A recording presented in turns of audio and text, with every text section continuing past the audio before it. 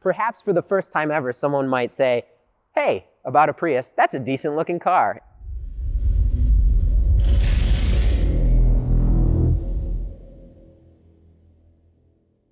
All right, everyone. My name is Scott. Welcome to Munro Live. Thanks for joining us today. Today, we are going to spend some time talking about this vehicle behind me, which is a 2023 Toyota Prius Prime, and it is the XSE trim package. So for those who are aware of the Toyota trim levels, this puts it at about the middle of their offering.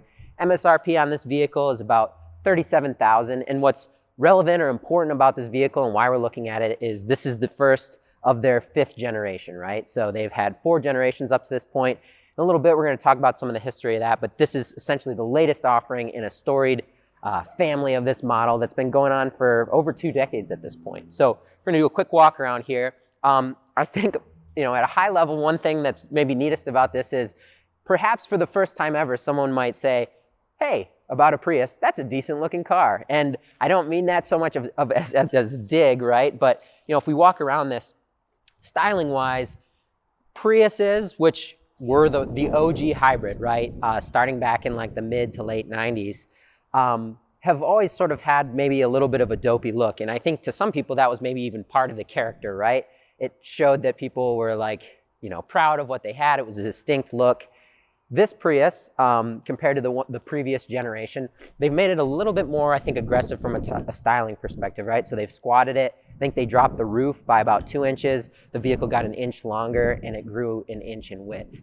The H-point or hip point, where the occupant actually sits, also dropped about 1 inch in the vehicle too. So you're sitting a little bit lower to the ground. You still have that distinct sort of triangular Prius shape, that triangular aero-optimized shape. But, it's a little more handsome, right? You've got some of these neat body lines.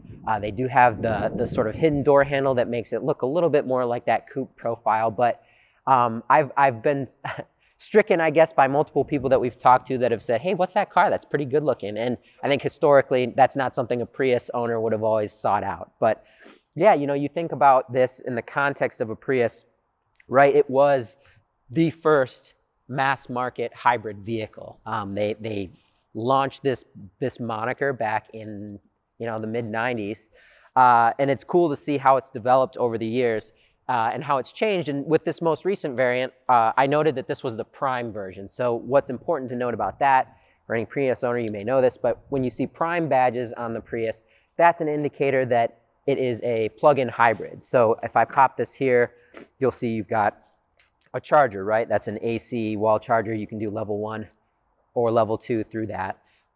So this, on the other side, we had a fuel door, but the important thing to note is, so this is a PHEV or plug-in hybrid or PHEV. We'll talk about that in a moment, but the Prius you can get as a regular hybrid or a PHEV, and so we'll talk about what that means. But this one is the plug-in hybrid variant. What's relevant with that is you get a bigger battery, right? So this one has a 13.6 or 13.8, I'll have to double check that, kilowatt hour lithium ion battery. It is packaged in the rear of the vehicle, kind of low.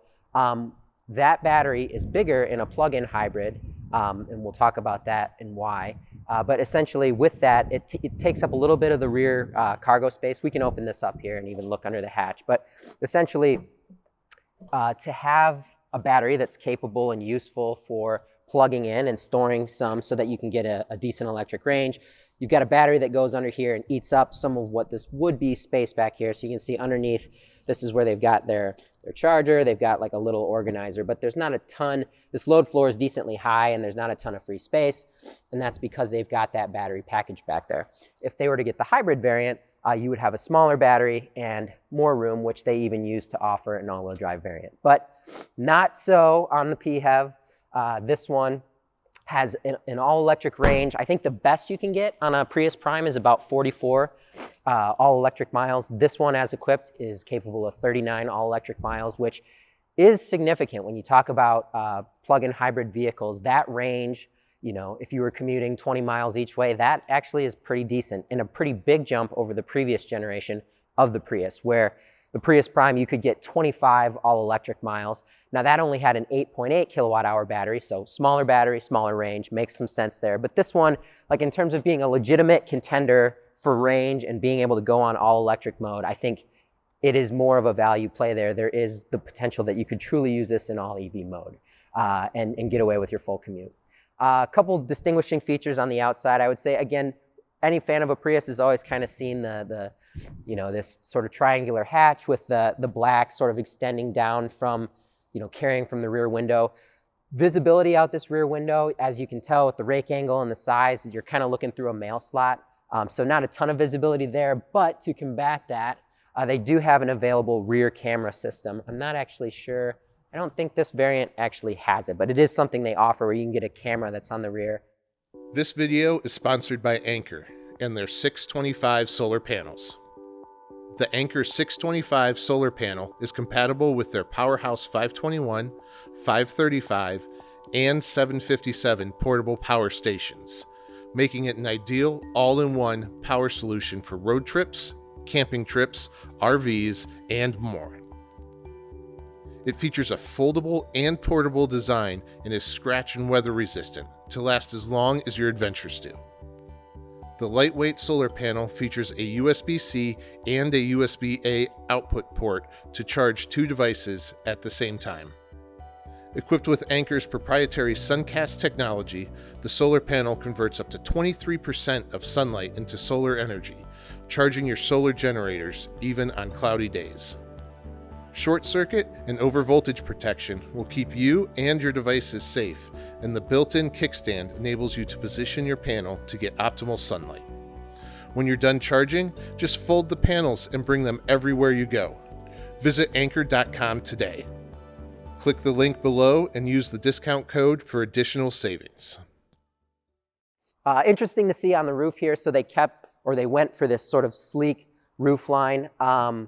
It sort of looks like a floating roof, right? And something we see with like the Teslas, where it's the glass that continues from front to rear. Obviously, they're going from glass to not glass to glass, but because of the color schemes, it makes it look pretty streamlined. Interesting note up here that so this is typically an industry called a shark fin. That's integrated into a panel here. Normally, those are separate standalone units, but it looks like they actually incorporated that into what looks like an injection molded plastic panel. Kind of non-traditional execution there. Other couple things on the outside. It is neat, this rear door has an electronic latch to open it. So if you reach back here, there's a little button. When I pull on that, I don't know if you can hear the mechanism, but it pops and sort of presents so that I can pull it open. But it was, I thought, kind of interesting that they also have what looks like a fail-safe mechanical latch that can open it there as well. So that one, like when you hit this, you hear an electrical mechanism pop. This one, you're actually moving the cables. So it's like, I guess, a fail-safe. If the vehicle was dead, you could get into it. Not atypical to have those on vehicles, but oftentimes they're buried sort of further out of view. So interesting that they've got it on the A surface here. You don't usually see that. Other sort of high-level things about this vehicle as we're getting in. I think Toyota was upfront about their desire to try and appeal to a younger audience with this. So in addition to the looks, I think another thing that they've tackled here is they've made it a more, I would say, fun vehicle to drive, right? The performance, objectively speaking, is in significant excess of what the previous generation of the Prius Prime had. This vehicle can put out 220 horsepower from its hybrid synergy drive system, right? That's a combination of both an internal combustion engine and an electric drivetrain. With that 220 horsepower, that puts them almost 100 horsepower above what they used to be at. So, of course, no vehicle look is complete without looking under the hood. We'll pop this and take just a quick gander here.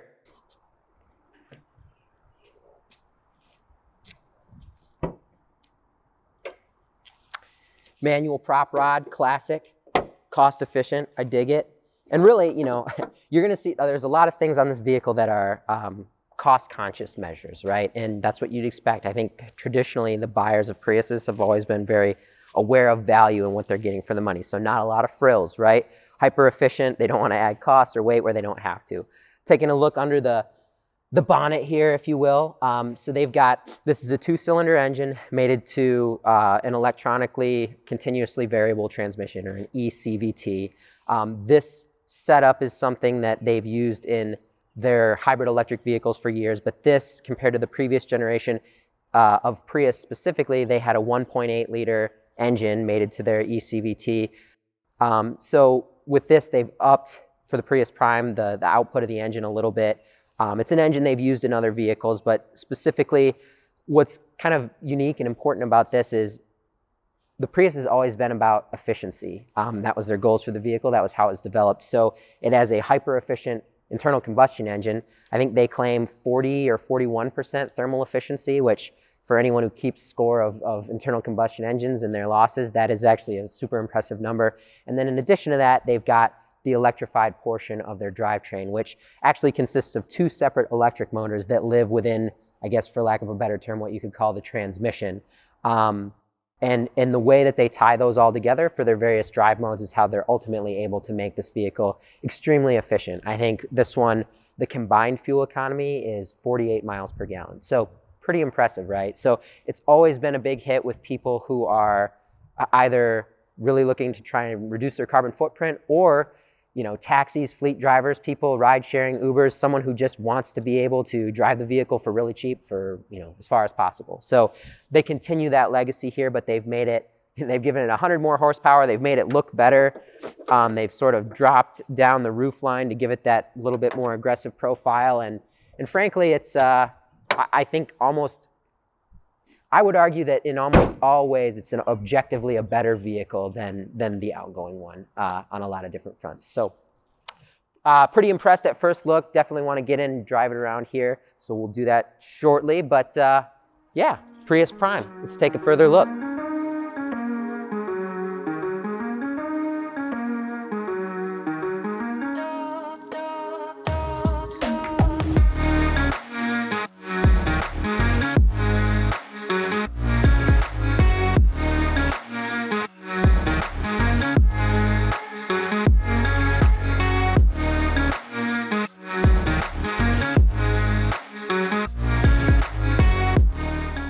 So yeah, this is equipped right with, you've got the buttons down here for separate modes, and it gives you the ability to select between either a hybrid mode, where it's running both the internal combustion engine and the electric motors.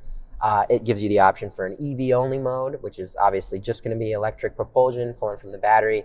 And then you have even the option for just ICE only, and to let it optimize, right, and pick the best for the most efficient given what speed you're going. And it's interesting. It's neat. I think the third generation Prius was where they first gave you the ability to select those drive modes. But with this, kind of raises the question of, right, what makes a vehicle a hybrid versus a plug-in hybrid versus a mild hybrid? And it's actually, there's some pretty clear kind of decision path indicators there. You've got mild hybrid vehicles can be something as small as just having a vehicle having stop start, right? Meaning it's shutting the engine off, and then an electric motor, a starter, is starting it up to help get some efficiency. In a mild hybrid though, the critical distinguishing element is you don't have a high voltage battery anywhere, and you don't have the ability to go on an EV only mode, right? So right off the bat, because we have an EV only mode, we know that this is not a mild hybrid, right? And no Prius is. Minimally, every Prius is what's called or a full hybrid or a HEV. And what the distinguishing element there is that it is capable of an EV only mode, and it has a high voltage battery that it's using. So with that EV only mode, now this is kind of a distinguishing as we talk about between PHEV, plug-in hybrid, versus hybrid. A hybrid will have an EV only mode, but it's often limited to just lower speeds, below a certain threshold. If you really give it the beans or get into it, or you start going faster, get above a certain speed, that's when it'll then kick in the ICE engine. That's a little redundant. Kick in the ICE, internal combustion engine, and combine those two sources of power to do what you need it to do. So again, with that hybrid, you're going to have an EV only mode. It's going to be limited. You're going to have a battery. It's still going to be a very small battery, and kind of a critical element also is you don't have the ability to plug it in. You don't have an outlet on the outside of the vehicle, and you don't have an onboard charger. An onboard charger, what that does, for anyone familiar with BEVs or PHEVs, that is what allows you to take the power from the grid, the wall, right, the AC power that's in the wall, and get it into your vehicle as DC power that's stored in the battery. So it's necessary to have an onboard charger that manages the power conversion from AC to DC so that you can store it in the vehicle.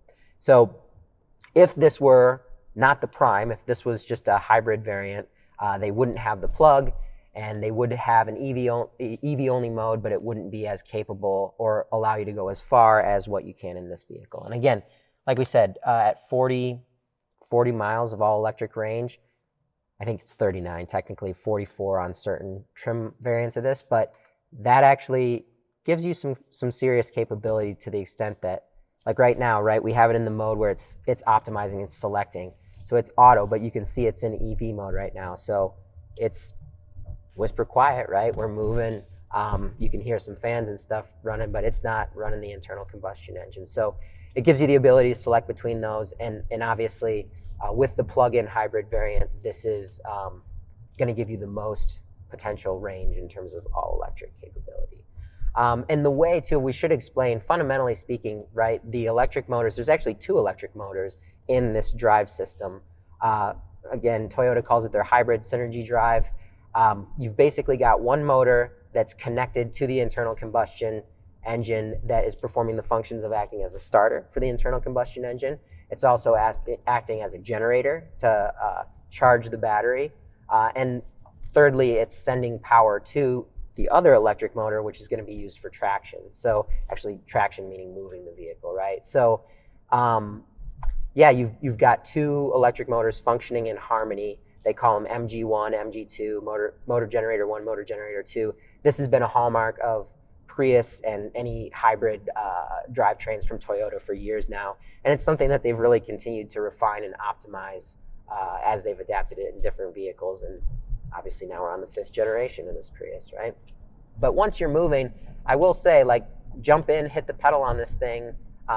We'll see if we can get like an unobstructed ability to accelerate here. But the vehicle's actually pretty punchy. And it, you know, I think there's been, for a long time, hybrid vehicles, maybe it was even like a badge of honor. Like, it was sort of slow and clunky looking, and it, you know, maybe it was super efficient, but it wasn't really fun to drive. And I know, you think about like BEVs even, right? The Nissan Leaf was the first mass market BEV that really sold at meaningful value, but it was kind of a little bit unexciting, right?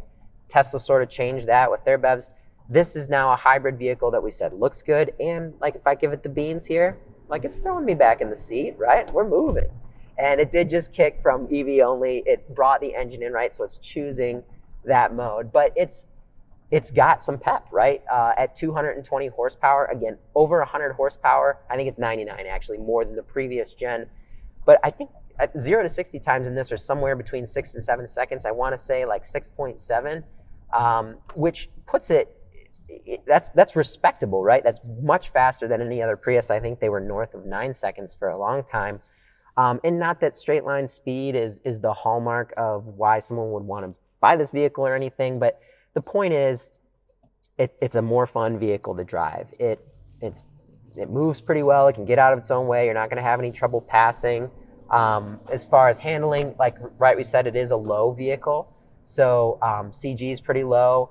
As far as the suspension choices, it's McPherson setup in the front and multi-link in the rear, so it's not like they're blowing us out of the water with virtual ball, you know, crazy exotic suspensions or active damping or anything like that, but it feels solid. I don't have any issues with driving it. I mean, no one buys a Prius because it's a, quote, driver's car, right? But this has got to be certainly the most fun version of the Prius to date, and something that, you know, I think if they're targeting maybe a new audience, people that historically wouldn't have bought it because they didn't think it was a fun enough car to drive, this is probably a nice balance of you know, being very efficient, practical, low cost to buy it, low cost to drive it, but then also looks decent and is pretty fun to drive. So no, I think it's more nimble and fun to drive than I thought it would be, for sure. It is interesting too. While we're sitting here like this, I mean, this low roof and this sort of gradual aero optimized rake for this, it is a funny shape, like for the daylight opening here, and looking at the pillar and the rake of this. I mean, I'm not super tall. I'm 5'10", 5'11". Got a little bit of headroom here, but, you know, some people might not like that sort of constrained feeling.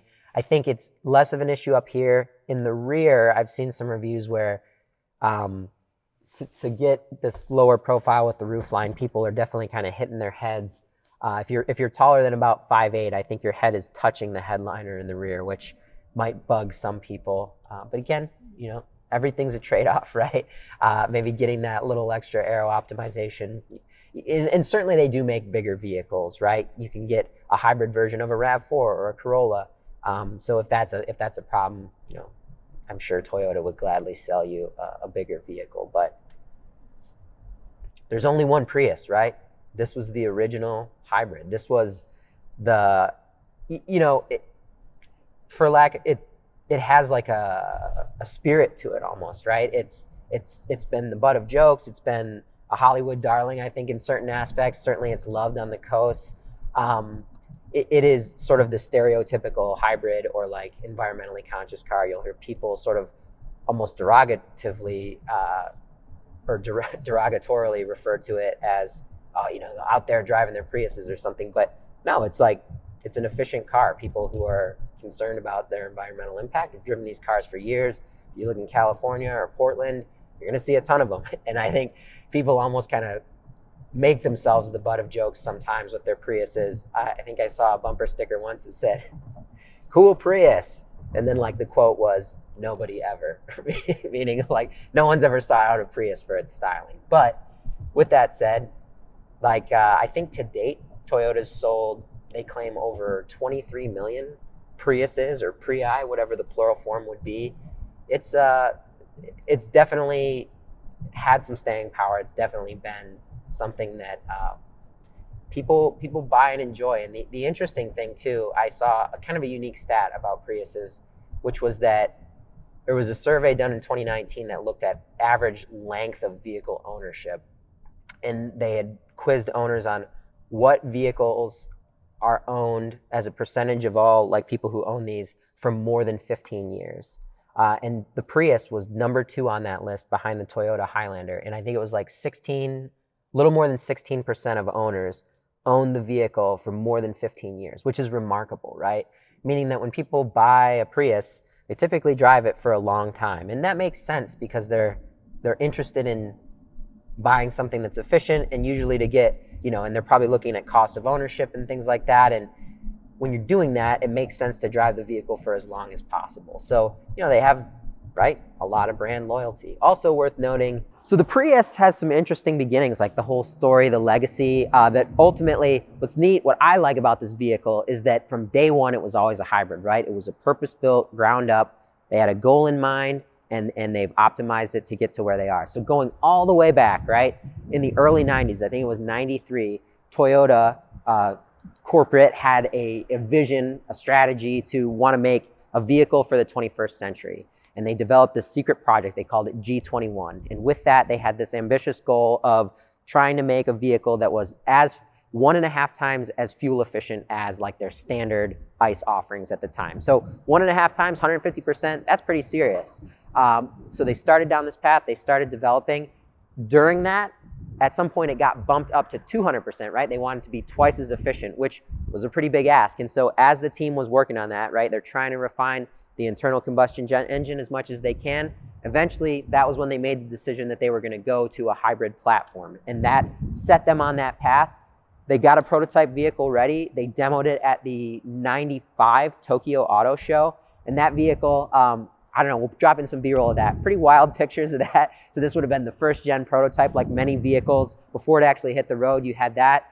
The interior looked like funfetti birthday cake, in my opinion. But that one it didn't even have a battery. It was for electrical power storage. The prototype had just a capacitor, which was kind of wild. But with that, shortly thereafter, 97, the first gen Prius comes on the scene. At that point, it was in Japan only, right? First market to have it, that made sense. From 97 to 2000, it was available in Japan only. And then eventually it made its way over to the US. So that first gen, which went from 97 to 2003, did eventually make its way into the US. They had a bit of an update to try and make it a little bit more appealing for the US market. Then they moved on to Gen 2, right, in that 2003 timeframe, and that was gonna last from 2003 to 2009.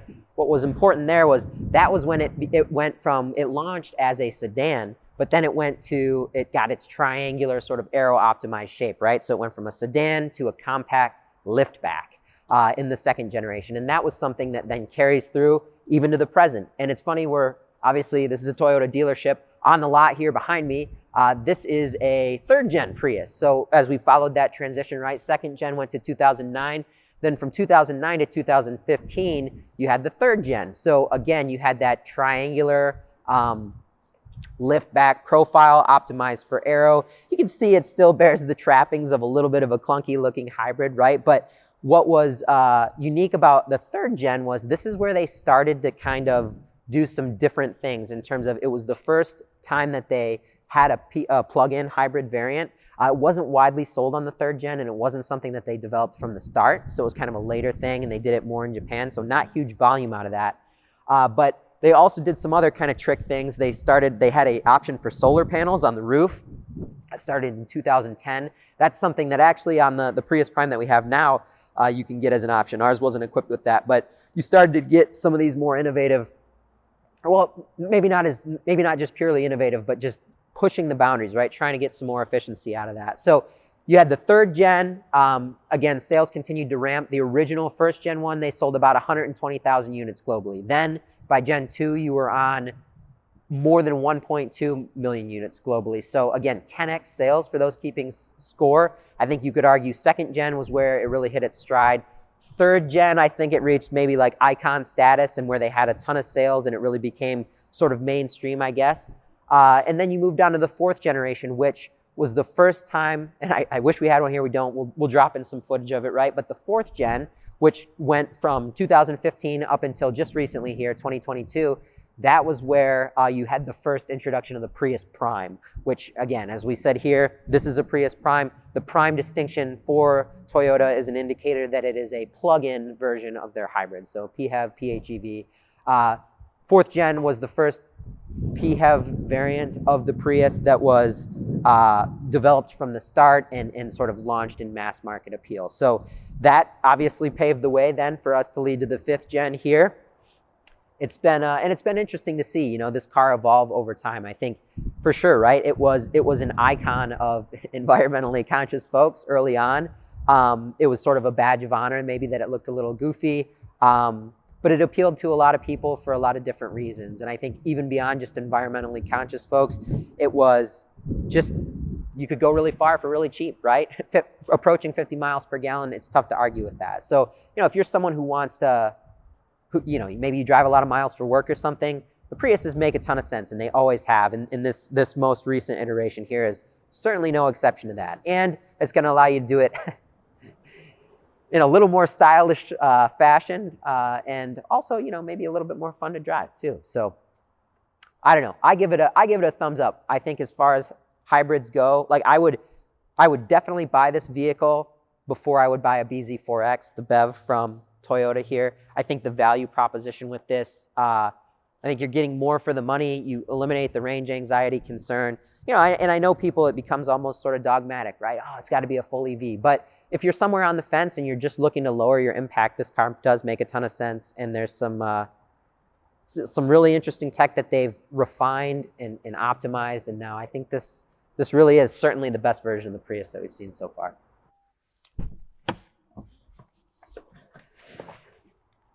All right, home again, home again. So there you have it. Spent some time going through the 2023 Prius Prime XSE today. Hopefully you found some interesting things and enjoyed this. We certainly have had a fun time checking out this vehicle. Again, I'll reiterate, I think that certainly, right, everyone wants to go in a direction that's improvement. This is the best version of the Prius so far. I think they improved it objectively in a lot of ways. It's definitely gonna appeal to a broader audience. I think it looks better, right? It's got 100 more horsepower than the previous version. It's still crazy efficient when it comes to fuel economy. And it's still, it is committed to being an efficient, conscious car that represents a solid value proposition without being excessively bland. I think it's true to its spirit, right? But it's definitely been modified in a tasteful and better way, right? So yeah, I enjoyed it. Prius Prime. If you have a chance to jump in one, go check it out. And I would just say, an interesting thing, people don't always know this. So this one was a car that we are just looking at on the A surface, right? So we're not actually tearing it apart. But if someone really wanted to get into the nitty gritty, right? Perhaps you have a hybrid vehicle. You're wanting to understand the trade-offs between this and yours. You know, we do projects where we could get this, we could break it down, look at your vehicle, look at this vehicle, go side by side, juxtapose things, point out why certain things are done, the trade-offs associated with it. I think sometimes people think we're maybe just a teardown company or we just do reviews. Ultimately, what we really focus on is getting into the why behind the what. So we're looking at the surface level here, but with this or with any other vehicle, if you have any interest in sort of getting deeper into it, by all means, please keep us in mind for that. Don't hesitate to reach out, sales@leandesign.com. Thanks.